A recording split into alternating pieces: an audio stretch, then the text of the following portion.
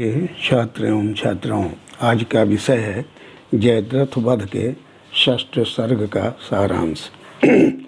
राष्ट्रकवि मैथिली शरण गुप्त विरचित जयद्रथ वध खंड काव्य के षष्ठ सर्ग में यह दिखलाया गया है कि पंचम सर्ग में जो युद्ध आरंभ हुआ वह अभी जारी है। भूरी सरवा से सात्यकी लड़ रहे हैं, जैसे झंझा प्रेरित दो जलद खंड आपस में टकरा रहे हों।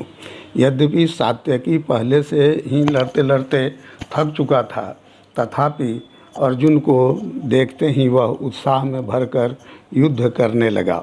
सभी योद्धा अपना लड़ना छोड़ इन दोनों की लड़ाई देखने लगे।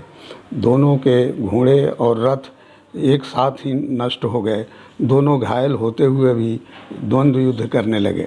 जब खून से लथपथ सात्यकी थकने लगा, तब भूरी सरवा तलवार से उसका सिर काट देना चाहा। उसने यों ही तलवार उठाई, अर्जुन ने त्यों ही उसे खंडित कर दिया। इस कार्य को अनुचित बताकर वृषसेन, कर्ण, कृपाचार्य आदि अर्जुन को धिक्कारने लगे। अर्जुन ने उत्तर देते हुए कहा कि क्या अपने लोगों की रक्षा करने में कोई बुराई है?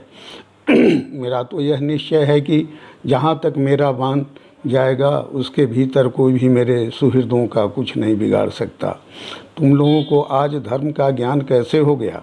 धर्म का उपदेश देने में लज्जा नहीं आती? तुम साथ ने मिलकर जब एक निहत्थे बालक की हत्या की थी, तब तुम्हारा यह धर्म कहाँ था?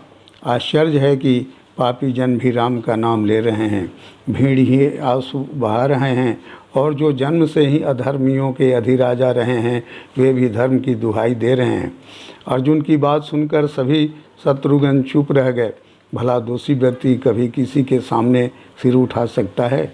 इसी समय सात्यकी ने भूरी सरवा की उसी तलवार से उसका सिर काटकर जिसकी सिरोही सिर उसी का की उक्ति चरितार्थ कर दी। उसी समय सोत्साह भीम भी वहां आ पहुँचे तथा तीनों छिपे हुए जयद्रथ को ढूंढने निकल पड़े। अपने मार्ग को निष्कंटक बनाते हुए वे वहां पहुँचे जहाँ जयद्रथ कृपाचार्य, कर्ण, शल्य, द्रोणादि से सुरक्षित घिरा हुआ था। छली, शकुनी और दुशासन के साथ दुर्योधन भी अलौकिक कवच पहने हुए वहां पहुंचा। सभी जयद्रथ को पीछे कर भीषण युद्ध करने लगे। दोनों तरफ से बाण चल रहे थे, धनुष की टंकार गूंज रही थी। एक दूसरे पर चढ़ बैठने के लिए दोनों तरफ से रथ भी बढ़ रहे थे। सभी वीर रुधिर की धार से शोभित हो रहे थे, जैसे गैर से पर्वत। उस ओर से सेना सहित 6 महारथी थे, जबकि इधर से सिर्फ 3 योद्धा, लेकिन तीनों ब्रह्मा, विष्णु और महेश के समान बली थे। इसी बीच कर्ण ने श्री कृष्ण और अर्जुन को 10-10 बाणों से आघात पहुंचाया। फिर अर्जुन ने चौगुने शौर्य का प्रदर्शन करते हुए कर्ण के सारथी, अश्व और रथ को नष्ट कर दिया। फिर कर्ण पर एक बाण चलाया, जिसे द्रोण ने बीच में ही खंडित कर दिया। इस तरह उन्होंने कर्ण के प्राण बचा लिए। फिर सबने मिलकर अर्जुन पर प्रहार करना शुरू किया, जिसे उसने ऐन्द्रास्त्र से नष्ट कर दिया। उस समय अर्जुन अद्भुत गंभीर जलद की तरह प्रतीत हो रहे थे, जिसमें उसकी क्रोधाग्नि बिजली सी कौंध रही थी और रथ प्रभंजन की तरह बढ़ रहा था। वरदान के कारण ही शत्रु पक्ष के ये वीर उस समय स्थिर रह सके। इस समय सूर्य अस्ताचल के निकट पहुंच रहे थे। वे अस्त होने को थे, जैसे बलहीन बहुत देर तक अटल नहीं रह पाते। पार्थ अपना प्रण पूरा नहीं कर पाए और सूर्य अपने घर में घुस गए। जिसकी संभावना नहीं थी वही हो गया। पक्षीगण को अपने अपने घोंसलों में लौटते देख पार्थ हतप्रभ हो गए। उन्होंने दीर्घ श्वास लेकर वदन नीचे कर लिया और गांडीव को रथ में रख दिया। युधिष्ठिर इसे देख न तो हर्षित हो रहे थे और न दुखी ही। उन्हें लगा शायद अर्जुन ने प्रतिज्ञा पूरी कर ली, किंतु विजय का चिन्ह कहीं दिखाई नहीं दे रहा था। इधर रात्रि का आगमन देख शत्रुघ्न मूँछों पर ताव देते हुए हर्षित हो रहे थे।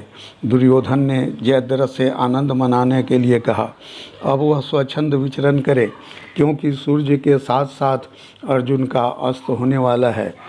दुर्योधन ने जयद्रथ का हाथ पकड़कर उसे कर्णादि के आगे कर दिया। वह हर्षित हो रहा था मानो उसे अमरत्व मिल गया हो। अर्जुन का चरित्र धन्य है कि धर्म के वशीभूत हो वे इस दृश्य को देखते रहे, अन्यथा इस मार्मिक दृश्य को कौन सहन कर सकता था। अर्जुन की शालीनता और धर्मपरायणता देखने योग्य है। ऐसे ही सभी को अपने धर्म का सम्मान करना चाहिए।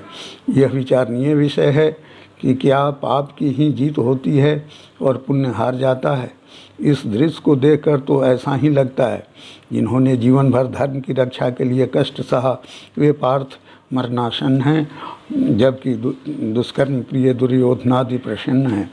परिणाम सोचकर भीम और सात्यकी भी बेहोश होकर श्री कृष्ण के निकट गिर पड़े। उनकी दशा देखकर अर्जुन श्री कृष्ण से बोल उठे, तुम सा सहायक रहते हुए भी मैं प्रण पूरा न कर सका, लगता है भाग्य की ही बली है।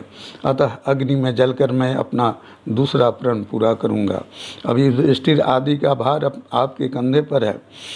उनसे मेरा विनम्र संदेश कह दीजिएगा कि आपका सेवक अर्जुन धर्मार्थ मर चुका है, इसलिए प्राण रहते हुए आप भी अपने धर्म का परित्याग नहीं कीजिएगा।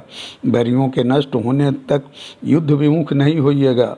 पांडु के 4 ही पुत्र थे, यह सोचकर धैर्य धारण करेंगे।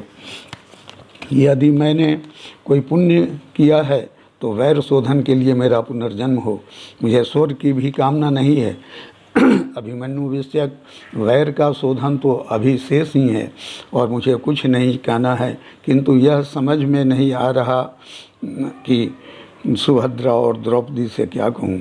जैसे भी हो आप सबको समझा बुझाकर धैर्य प्रदान कीजिएगा।